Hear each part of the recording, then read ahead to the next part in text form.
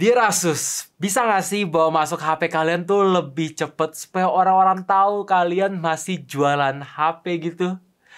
Anyway, setelah 3 bulan dari global launch, akhirnya Zenfone 9 resmi masuk di Indonesia. Dan sedikit bocoran, HP ini bukan HP flagship biasa. Penasaran ya? Ya harus penasaran lah, kalau nggak, ya tonton aja video ini sampai habis. So, welcome back to Update Day channel. Nama gue Greg dan let's check it out.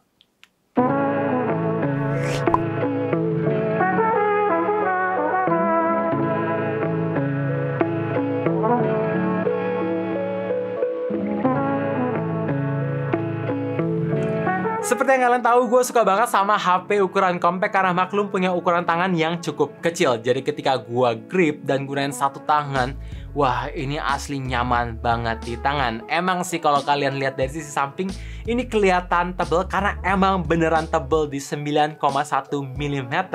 Tapi itu yang ngasih feels kalau kalian emang beneran lagi pegang HP. Dan ketika gue coba timbang HP yang saat ini karena penasaran, surprisingly, ini masih cukup relatif ringan di 169 gram aja. Jadi tebal tapi ringan. Dan ngomongin soal build quality, frame terbuat dari metal yang solid dan back cover terbuat dari polikarbonat dengan finishing kayak sandstone.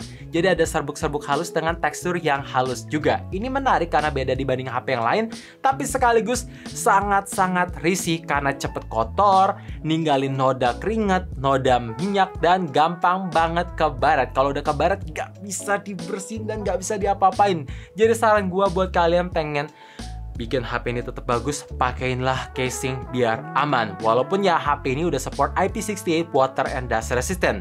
Jadi kalau misalkan kena air atau kena cemplung air masih aman-aman aja. Tapi ingat, jangan dilakukan secara sengaja. Lanjut ngomongin soal tombol dan port. Di samping kanan ada tombol volume up, volume down.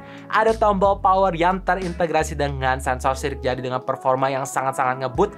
Bahkan bisa kalian custom. Jadi kalau misalkan mau ngecek notification tinggal swipe atas, swipe bawah. Buka aplikasi tinggal double tap. Di tombol power juga bisa. Lanjut di bagian bawah ada speaker, port charger, microphone, dan SIM. Ya, jadi tidak lagi ada micro SD dan nggak bisa di-expand.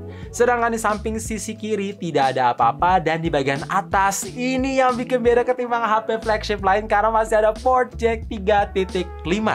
Ternyata ngasih port jack 3.5 di HP flagship itu masih memungkinkan nggak ya?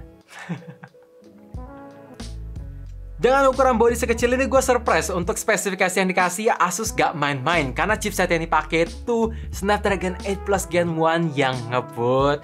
RAM-nya base ada di 6GB, 8GB, dan 16GB dengan teknologi LPDDR5, dan storage base model ada di 128GB dengan teknologi menggunakan UFS 3.1.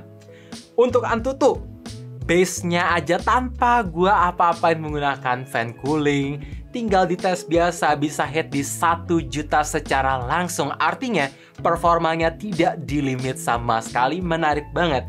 Dan itu kebukti ketika gue main Genshin Impact di settingan medium plus 60 fps. Wah, 1 jam bisa berjalan dengan baik. Emang sesekali ada drop di angka 44, tapi selebihnya itu selalu konstan di angka 59 maksud gua, sampai 60 dengan sangat-sangat stabil. Walaupun memang untuk suhu ketika gua main menggunakan cellular data, di bagian bawah kiri tuh panas banget sampai 46 derajat, dan di bagian layar sampai 45 derajat. Jadi saran gua, kalau misalkan kalian pengen main game yang lama-lama stabil, ya di settingan medium plus 60 fps, dan jangan pakai koneksi seluler data deh. Wi-Fi aja udah lebih dari cukup. Dan ngomongin soal PUBG, bisa dapat HDR Extreme dengan performa yang bagus banget. Gyroskopnya lancar karena menggunakan hardware. Tapi untuk game Mobile Legends, ini belum di-optimize. Settingan grafik dan framerate cuma mentok sampai high aja. Walaupun memang masih stabil, tapi harusnya HP ini bisa sampai ultra baik dalam si grafik maupun framerate-nya. Oh ya, by the way, HP ini masih ada fitur Game Genie yang ada di Asus ROG Phone buat atur performanya, ngatur apapun di sana, dan nunjukin framerate langsung dari sana tanpa harus kalian apa-apain. Ini menarik. Bukan gaming phone loh. Lagi-lagi walaupun HP ini punya ukuran yang kecil, tapi dalam segi layar menurut gua masih cukup lega di 5,9 inch dengan bezel keseluruhan yang masih tergolong tipis. Walaupun ya bezel bawahnya sih lebih tebal ketimbang di bagian bezel atas. Semoga next bisa lebih tipis biar terlihat simetris dan terlihat kekinian aja. By the way, untuk punch hole-nya pun punya ukuran yang kecil, jadi gak gitu ngeganggu. Dan untuk kualitas layar menggunakan panel AMOLED, refresh rate-nya support sampai 120 Hz, resolusi Full HD Plus-nya tajam, apalagi dengan ukuran yang kecil jadi pixel per inch-nya tuh makin tajam, atau pixel yang dihasilkan bisa makin rapat. Terus untuk brightness tipikalnya bisa nyampe 800 nits, dan maksimal ketika kalian play konten HDR10 Plus bisa sampai 1100 nits. Jadi menurut gua susah untuk dikomplain. Ya, untuk kualitas warna pun juga bagus karena bisa hit 112% DCI-P3. Jadi color akurasinya bagus, viewing angle-nya bagus, refresh rate-nya lancar jaya tanpa ada kendala. Bahkan satu yang bikin gue senang sama HP yang satu ini, Asus bisa memberikan opsi 90 Hz. Jadi buat kalian yang pengen menghemat baterai lebih lagi tapi sekaligus pengen ngerasain layar animasinya lancar, 90 Hz ini opsi yang mantap. So far baru gue temuin di HP Asus aja. Gokil, ini menarik banget. Berarti kalau misalkan kalian tanya hal yang kurang apa selain bezel bawah, menurut gue satu aja sih, tidak ada free screen protector bawaan untuk kelas flagship. Sayang ya. Gue tahu dengan HP yang compact biasanya kalian takut dengan ketahanan baterai. Tenang, gue juga gitu kok. Jadi HP ini menggunakan kapasitas baterai sebesar 4300 mAh. Awalnya gue pesimis, tapi ketika gue coba terus pakai kayak nonton YouTube 2 jam, scrolling Instagram Reels 2 jam, main Genshin Impact 1 jam, dan sisanya dipakai main Mobile Legends menggunakan koneksi seluler data, refresh rate 120 Hz, brightness di set setengah dengan volume 10% speaker, bisa dapat screen on time segini dalam satu kali charge. Menurut gua jelas ini awet banget. Ya, efisiensi dari software yang ringan dan Snapdragon 8 Plus Gen 1-nya itu kelar banget untuk memberikan user experience yang lebih bagus. Dan ngomongin soal ngecharge, menurut gue ya oke lah, cukup ngebut karena seperti 30 watt yang bikin pengisian daya dari angka 5-100% makan waktu segini. Gimana menurut kalian? Cepat atau lambat? Coba komen di bawah. Kamera belakang di HP ini menggunakan setup dual kamera dan primary lens-nya menggunakan resolusi 50 megapiksel sensor Sony IMX766 plus OIS, dan lensa kedua ada 12 megapiksel ultra wide lens sensor menggunakan Sony IMX363. Jadi tidak ada lensa telefoto. Dan by the way, gue pengen nanya ke kalian, ini perasaan gue doang atau gimana kalau bentuk kameranya kok mirip kayak Minion ya? Iya nggak sih? Coba kalian lihat baik-baik, terus komen di bawah kasih tahu gue apakah beneran Minion atau kalian ngelihat hal berbeda. Coba komen di bawah aja karena gue juga pengen tahu biasanya. Dan untuk kualitas hasil foto di kondisi delete, nggak ada yang bisa gue komplain. Dalam segi detail ini tajam, ada extra software sharpening tapi nggak gitu berlebihan. Dynamic range-nya ngangkat, warnanya terlihat cukup natural, saturasinya bagus, sampai ke lensa ultrawide pun perbedaan warnanya nggak gitu jauh ya, 11-12, distorsinya minim dan detail pun masih cukup tajam. Jadi ini menarik.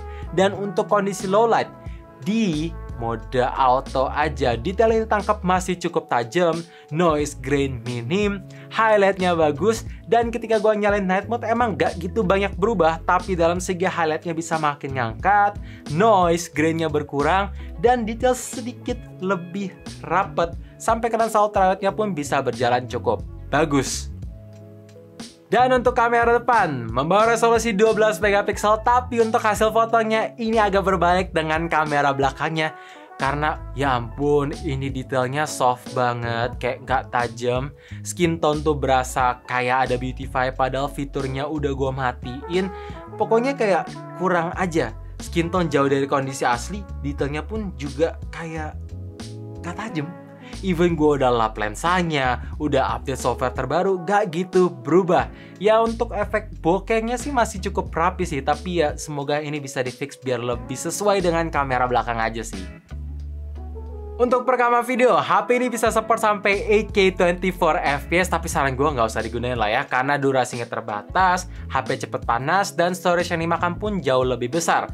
Jadi saran gue turunin aja ke 4K 30 fps, maka itu udah lebih dari cukup. Detail yang ditangkap masih tajam, perpindahan warna, kontras, dynamic range dari kondisi outdoor ke indoornya itu bagus, walaupun dalam segi saturasi menurut gue agak berlebihan sedikit. Dan untuk kondisi kamera depan, surprisingly bisa support sampai 4K 30 fps juga, jadi cocok buat kalian yang pengen bikin konten langsung dari HP karena kamera depan dan belakangnya sama-sama tajam dan bagus, walaupun ya again detailnya tuh nggak tajam kayak di kamera belakang, tapi lumayan lah ya. By the way, HP ini juga ada gimbal stabilization, jadi kalau misalkan kalian pengen record sambil lari-lari, aktifkan fitur Hyper Steady. Ya walaupun bisa support sampai 1080p 30 fps aja, tapi menurut gua ini bisa berjalan dengan baik. Ya, wobbly ada tapi stabil banget.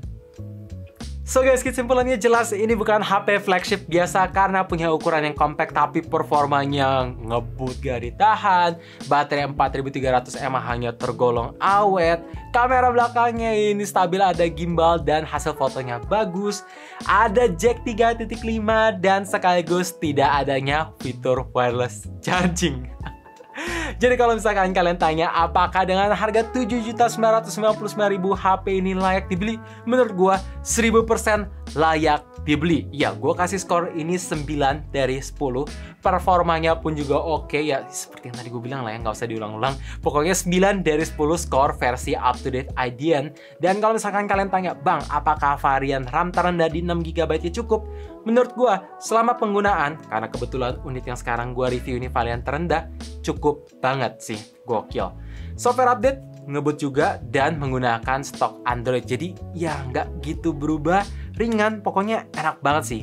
So thank you for watching, jangan lupa like dan subscribe channel ini sekaligus kalian notifikasinya juga supaya kalian tahu kapan video baru di-upload. Dan gue pengen nanya ke kalian, HP ini tuh enaknya di-compare sama apa ya? Coba komen di bawah. And as always, stay safe, stay healthy, dan stay updated with up to date